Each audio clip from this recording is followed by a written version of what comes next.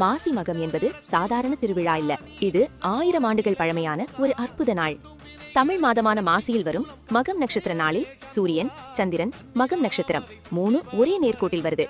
இந்த அமைப்பு வெறும் ஒரு வருஷத்துக்கு ஒரே ஒரு தடவை மட்டுமே நடக்கும். இதுவே மாசி மகத்தின் சிறப்பு. அறிவியல் என்ன சொல்லுதுன்னா, கிராவிடேஷனல் புல் அதிகமாகும் போது கடல் நீரின் மினரல் கண்டென்ட் மாறுது.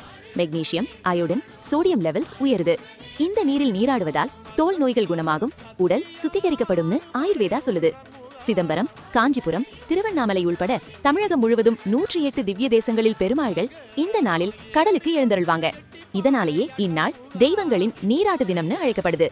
பாரம்பரிய நம்பிக்கை: மாசி மகத்தன்று கடலில் நீராடினால் முன்னோர்களின் ஆசி கிடைக்கும்னு நம்பிக்கை. அதனால்தான் இந்நாளில் பித்ரு தர்ப்பணம் செய்வது மிகவும் முக்கியமானதாக கருதப்படுது. கங்கை, யமுனை உள்பட அனைத்து புனித நதிகளும் இந்நாளில் கடலில் கலக்கும்னு புராணங்கள் சொல்லுது. அதனால் கடலே தீர்த்தராஜன் ஆகுது. மாசி மகத்தன்று சென்னை மெரினா கடற்கரையில் மட்டும் 50 லட்சத்துக்கும் அதிகமான பக்தர்கள் கூடுவாங்க. இது உலகின் மிகப்பெரிய கடற்கரை திருவிழாக்களில் ஒன்னு. இந்த வீடியோ பிடிச்சிருந்தா லைக் பண்ணுங்க. இது போன்ற ஆன்மீகம் ரிலேட்டட் தகவல்கள் வேணும்னா மந்திர மேஜிக் சேனலை சப்ஸ்கிரைப் பண்ணுங்க.